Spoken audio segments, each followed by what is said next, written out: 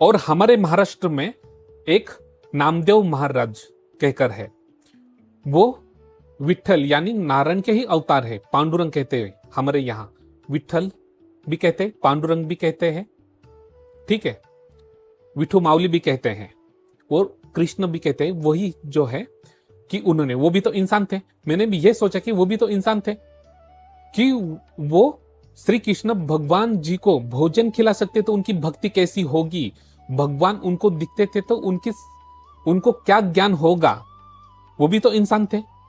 मैंने ये सोचा।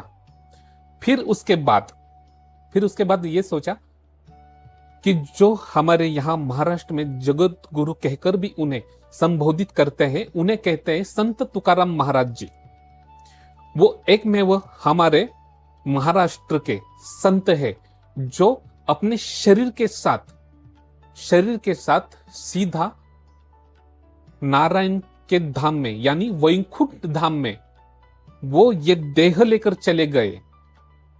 ये सब चीजें आपको क्यों बता रहा हूं मैं, आप सुनिए, समझे, इसलिए बता रहा हूं कि वो भी तो मनुष्य थे और आप भी मनुष्य है और हम भी मनुष्य है, सब ही। जब वो सब खुद को जान सकते, खुद की आत्मशक्ति को पहचान सकते हैं, तो आप लोग क्यों नहीं कर सकते और हम क्यों नहीं कर सकते? इसी विषय में आपको यह ज्ञान दे रहा हूं, ठीक है। तो फिर उसके बाद संत ज्ञानेश्वर महाराज जी, उनके बाद नामदेव महाराज जी, उनके बाद श्री संत तुकाराम महाराज जी, उनके बाद श्री संत चोखा मेला, उनके बाद जितने भी अनगिनत, उनमें और एक बात मैं कहूंगा, उनमें माताएं गण भी थी। एक माता ऐसी थी कि श्री कृष्ण भगवान खुद उनके जो भी कार्य, जो काम होते थे वो काम करने आते थे। उन्हें कहते संत जनाबाई, वो कार्य करने आते थे और उन्होंने अनगिनत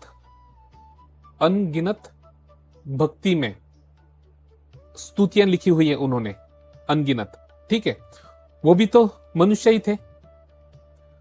और मैं आपको बात बताना चाहूंगा कि ऐसे अनगिनत देहधारी पुरुष है हमारे महाराष्ट्र में भी नहीं, पूरे